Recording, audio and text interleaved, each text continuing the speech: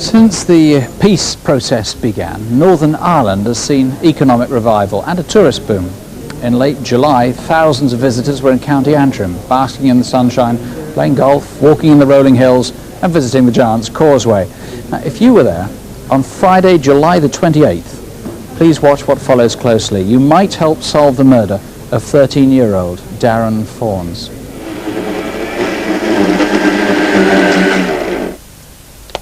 But your sister gave me £4 for doing her lawn. And look, I fixed your heads as well. Thanks, Miss Simpson. And remember, if there's anything you ever need doing, just ask. He never ever went to anybody and asked them for money for nothing. He always used to want to earn that money.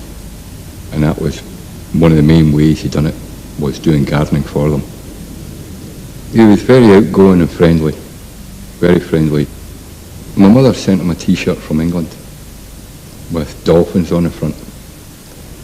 And there was a pensioner that lives behind us, and she seen Dan in the t-shirt, and she liked it.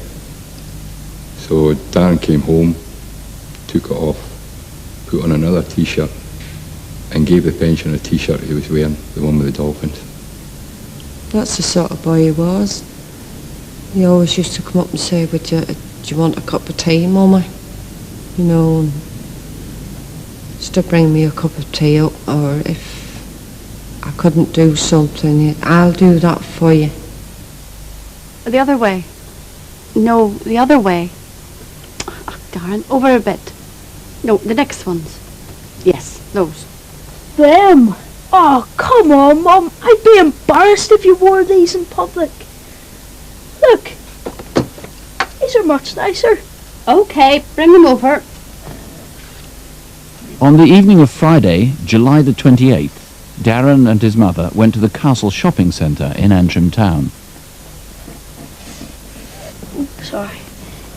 After I got the shoes, we put them in the steward's bag that I have my bingo board in, and he carried it up the shopping centre for me.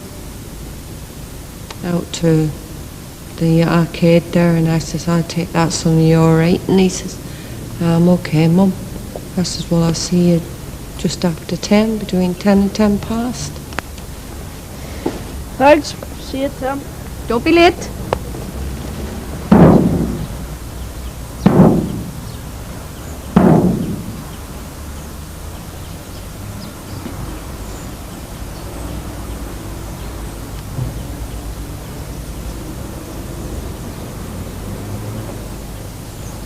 Right, PJ, what you doing?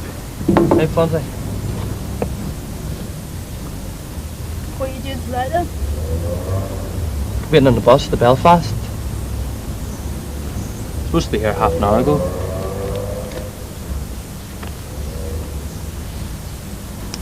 Can I have a smoke? Oh, come on, PJ, don't be stingy.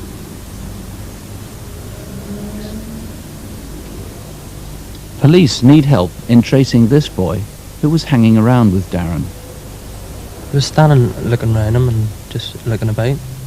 He was roughly around the same age as Darren, black hair, blackish clothes, and I've never really seen him before.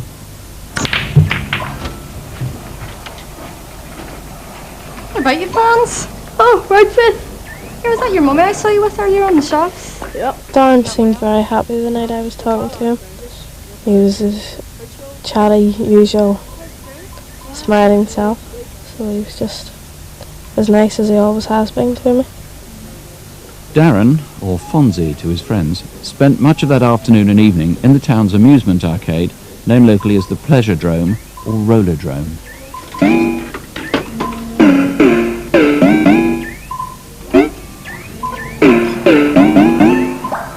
Grandad, I don't like this one. Here, don't waste your money on that one. It's bust. This was about half an hour before Darren was due to meet his mother. Don't try any of them either. I've lost money in them. Here, wee fella, I'll show you the nudges you need. Okay, here we go. Right, push start. That one. Okay, and again. one of the places they put more money in.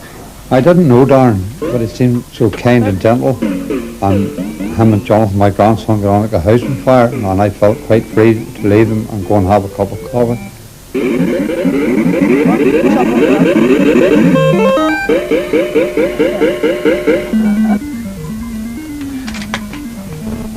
you go. Thanks very much. In the next half hour or so, Darren must have met somebody else. But who? His mother waited at the cab rank as agreed, but by 10 past 10, Darren still hadn't shown. Look, maybe he's still at the rollerdrome. Could you take me round there on the way round? I can, surely, yes. All ahead. I was worried. Because if he said he was going to be there, he would be there.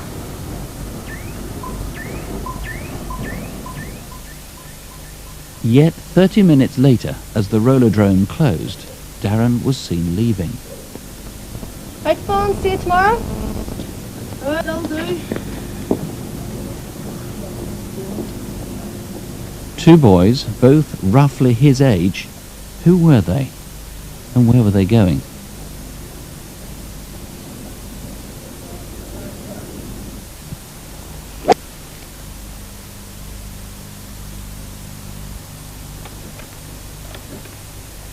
Five days later, a mile from the town centre, a Belgian tourist searching for a ball found Darren lying in bushes between the golf course and a holiday caravan site. Darren had been struck on the head. Those two lads who left the rollerdrome with him are obviously key witnesses. They're not suspects. We need them to come forward tonight urgently. And Mr. Kincaid, what else is there? I mean, you wanted a national appeal on this. Yes, sir. Well, one of the important things is the caravan site. It's called the 6 Mile Water Caravan Park. The locals call it the Loch Shore Caravan Park. On the 20th to the 30th of July, there was a considerable amount of caravans and tents at that park. Many of the people there came from Great Britain, and Darren's body was found only a few yards away in a wood.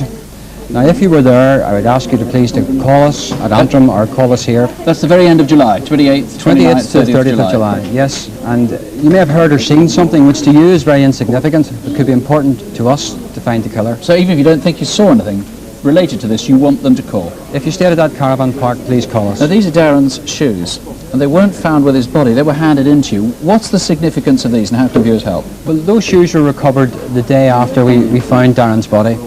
And we would like to hear from anyone who saw those shoes between the 28th and the 30th of July in Antrim.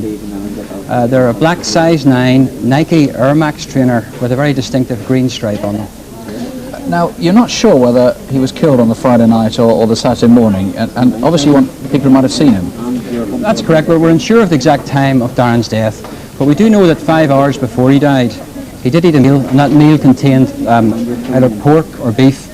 Now, if we knew where he obtained that meal, it would give us the exact time of his death and give us more information about his movements. So if anyone saw Darren eating over the weekend that we're looking for the information, would you please contact us? Okay, and particularly two people who wrote anonymous letters. We need to find out who you are. Our number to the studio is free. Please ring us if you know what happened that night. Please help however minor you think your information. You can call the police in Antrim direct. That's on 01232 259 659. It's a Belfast number.